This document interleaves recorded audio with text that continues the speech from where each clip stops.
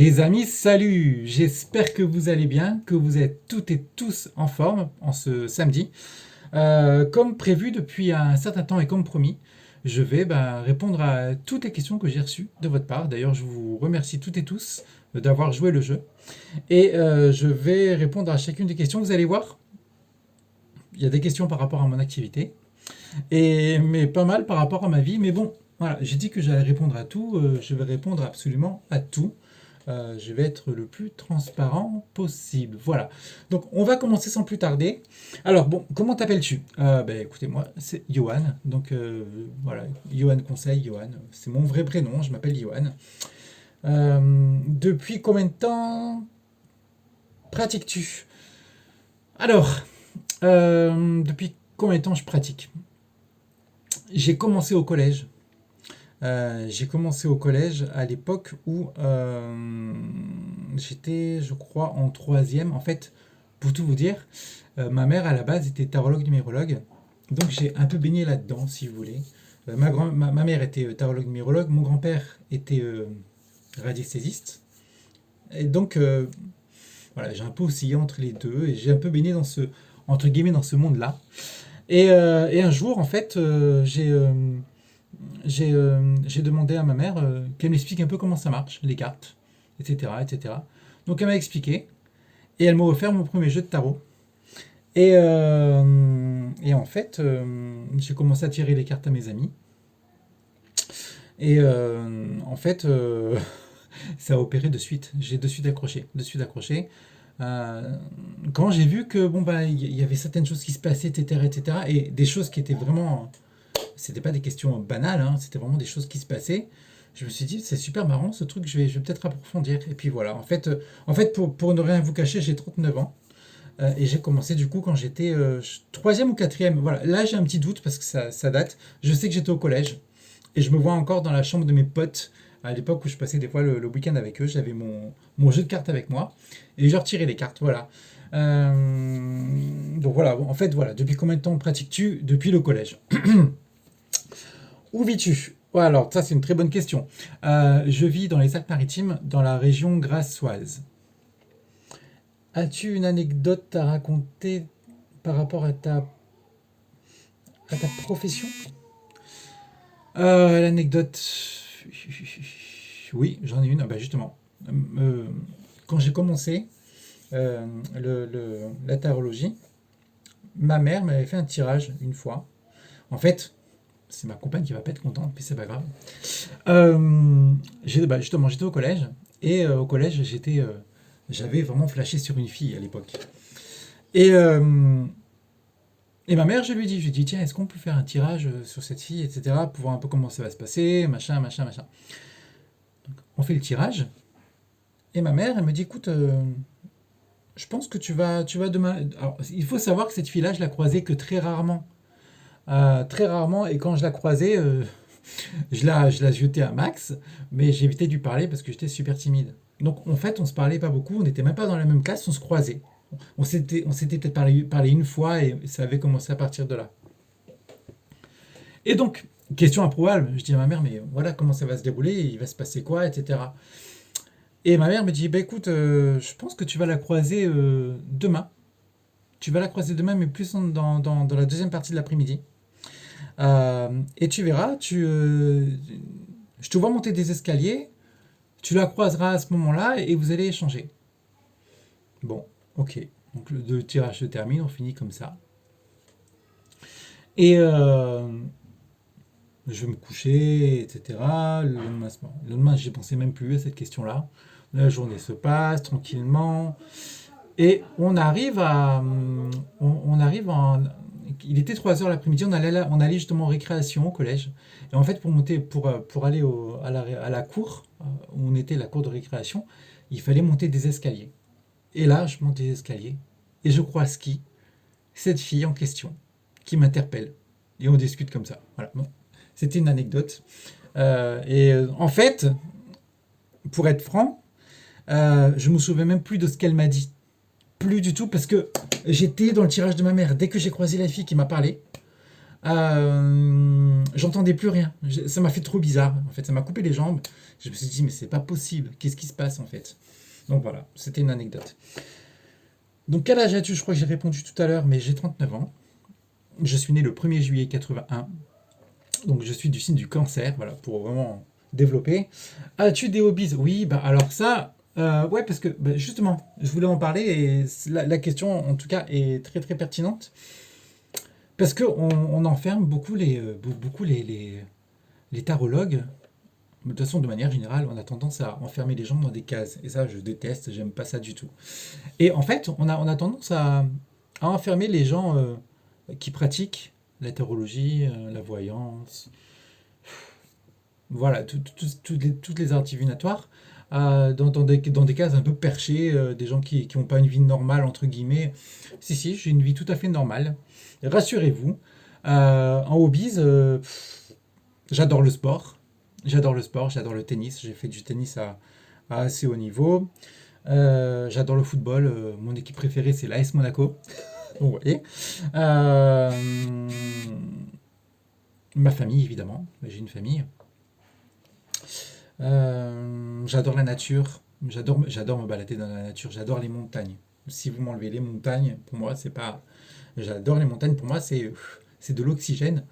Euh, Mes amis, j'ai une vie tout à fait normale en fait, tout à fait normale. Donc pour moi pour moi voilà, c'était vraiment important de vous faire savoir. Je fais une activité normale, je suis quelqu'un de normal, j'ai une vie tout à fait normale. Euh, et puis voilà, il y a pas de souci à ce niveau-là. Quel est ton support préféré? Alors je suis désolé, des fois c'est un peu mal écrit, donc support préféré, je pense que c'est ça. Mon support préféré. Alors, la question est support préféré comment? À jouer. Enfin, pour les consultations. Bon, pour les consultations, c'est le tarot de Marseille.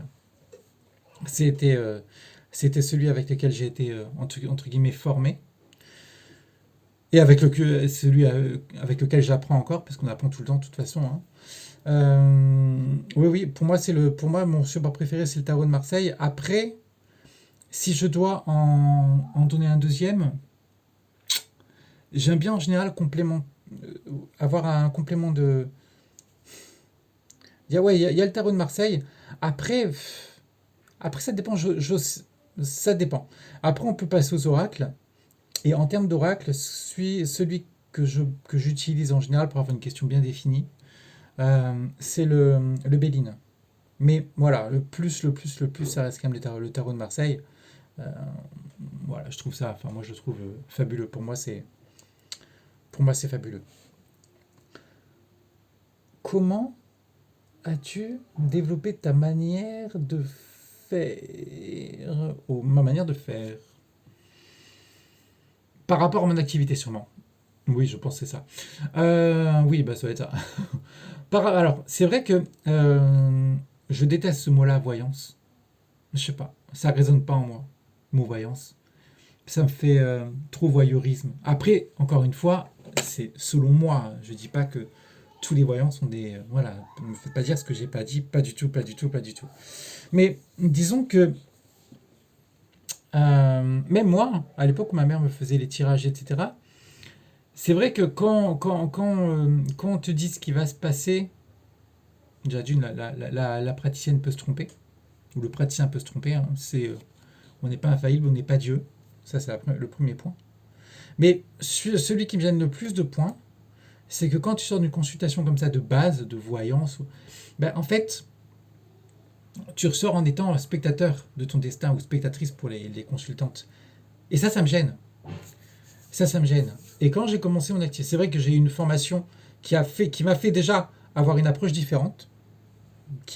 Dès que j'ai fait cette formation, ça a résonné en moi parce que c'est ce que je cherchais moi pour, euh, pour donner une autre dimension à mon activité. Mais en fait, moi, je veux que les consultants et consultantes qui me consultent en soient acteurs de leurs questions ou actrices et pas spectateurs ou spectatrices. C'est-à-dire que par exemple, on va poser une question bateau sur une question sentimentale. Quelqu'un qui vient me voir et qui me dit voilà, est-ce que je vais arriver à sortir avec un tel? Ben non. Moi, ça se passe pas comme ça. Ça sera plutôt comment je peux arriver à sortir avec un tel. Et là, le comment, en fait, grâce au comment, on arrive à trouver les tenants et les aboutissants pour savoir comment réaliser le souhait, en tout cas de la personne qui consulte.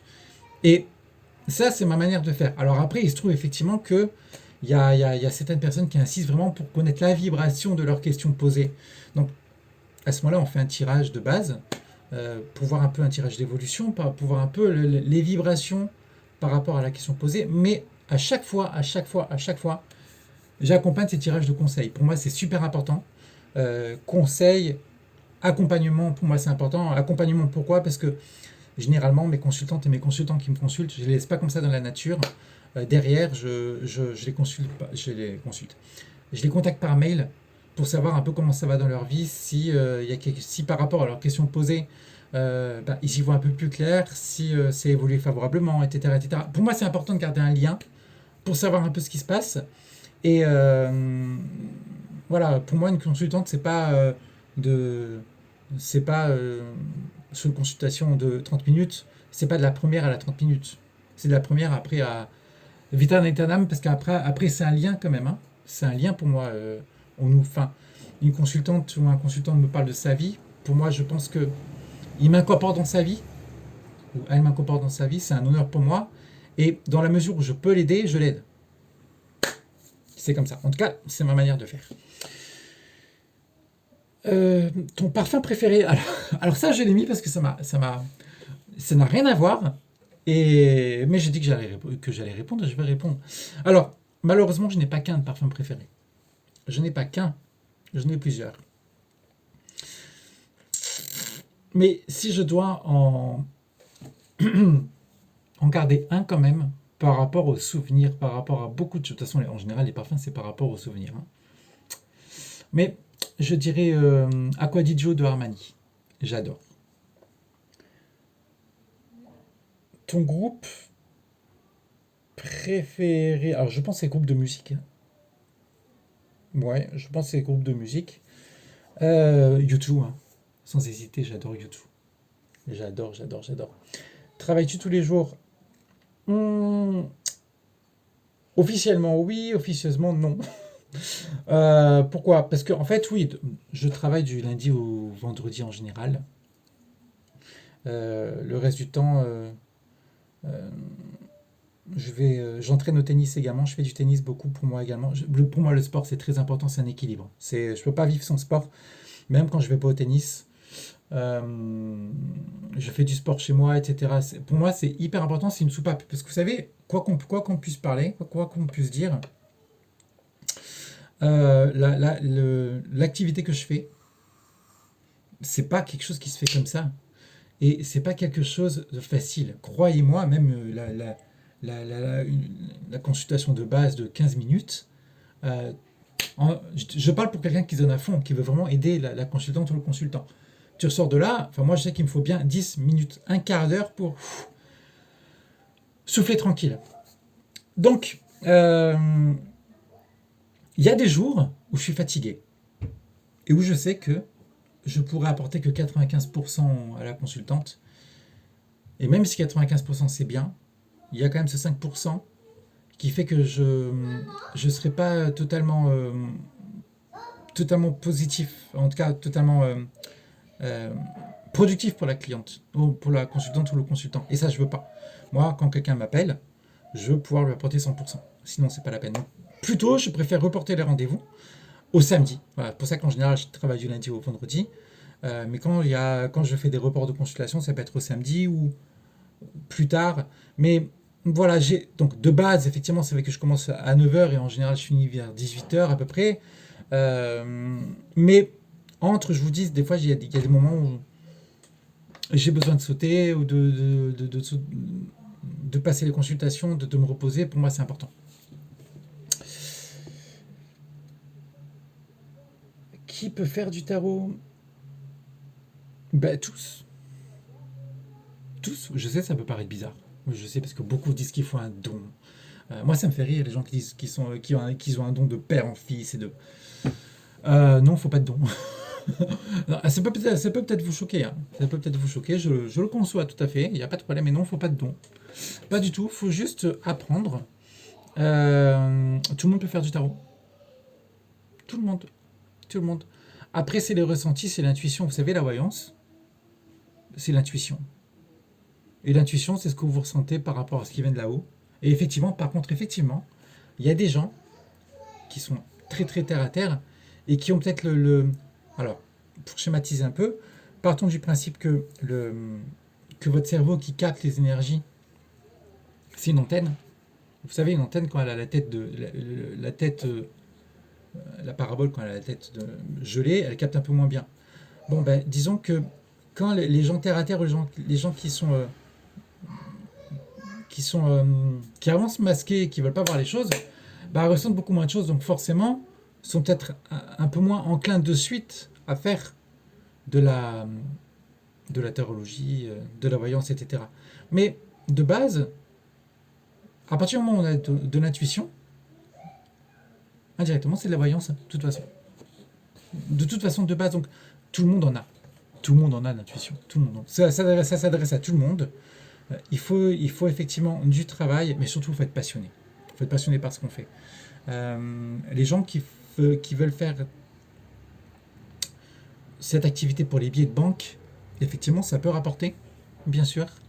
Mais l'approche n'est pas bonne. L'approche est pas bonne parce que, à la base, il faut aimer les gens pour faire ça. Il faut véritablement vouloir leur rendre service et aider les gens. La réalité, elle est là, en fait, hein.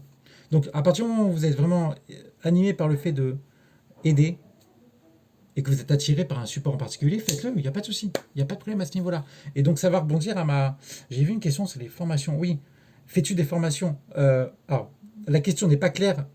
Je ne sais pas si la question est pour moi, si je compte en faire, si je compte en. Moi, je fais des formations pour moi, régulièrement, pour moi, hein, pour ma culture générale, pour m'évoluer de A à Z, hein. Pour moi, c'est super important de faire des formations parce que j'adore apprendre et je considère qu'on a une chance énorme dans la vie, c'est qu'on apprend du début à la fin. Donc, plus je fais de formations, plus je peux apprendre, plus je suis content. Donc, pour moi, j'en fais, oui. Et est-ce que je vais en faire par rapport au tarot? La question est oui aussi. Donc, je suis en train de mettre ça en place. Ça devrait arriver dans les mois qui vont arriver, dans les mois qui vont suivre, je l'espère.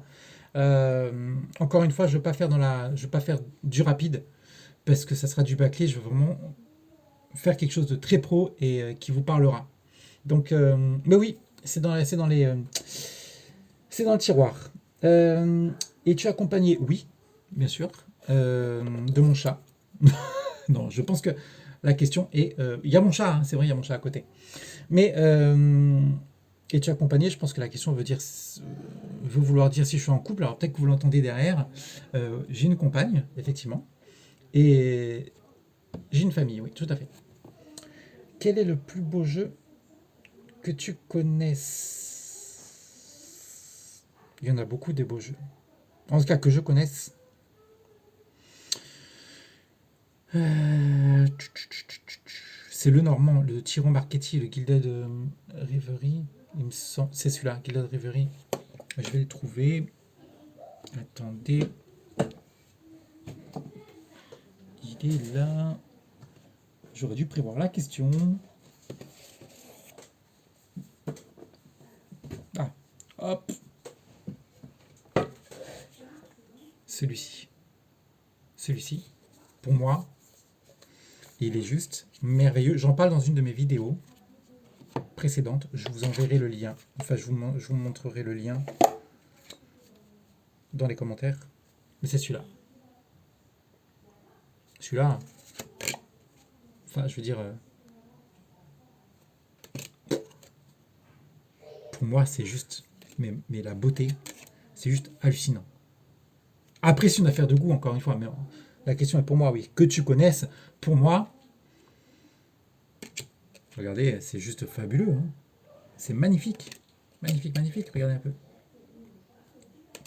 Donc, oui, pour moi, c'est celui-là, sans hésiter.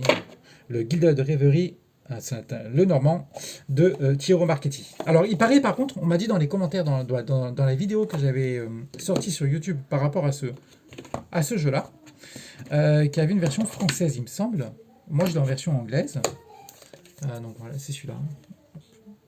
Mais si vous pouvez le trouver en version française, je vais chercher pour vous, au pire, et si je trouve le lien, je vous le mettrai dans la vidéo. Fais-tu des formations? Bah ça, j'ai déjà répondu. J'ai déjà répondu.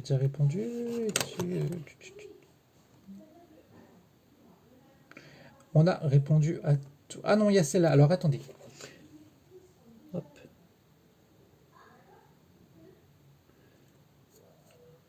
C'est gratuit.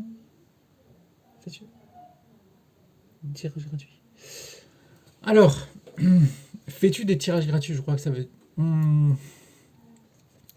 Il m'arrive de faire des tirages au sort avec une question gratuite, avec une réponse gratuite. Maintenant, euh, comme je l'ai dit tout à l'heure précédemment par rapport à une question, je ne sais plus trop laquelle, c'est beaucoup de travail. Honnêtement, ça pompe l'énergie de faire une consultation. Donc, non, je fais pas de gratuit. En général, je fais pas de gratuit. Je fais des consultations gratuites quand je le souhaite moi, ou par rapport aux consultants. Quand j'ai des consultantes qui m'appellent qui m'appellent de manière régulière, et oui, évidemment, je suis pas comme ça.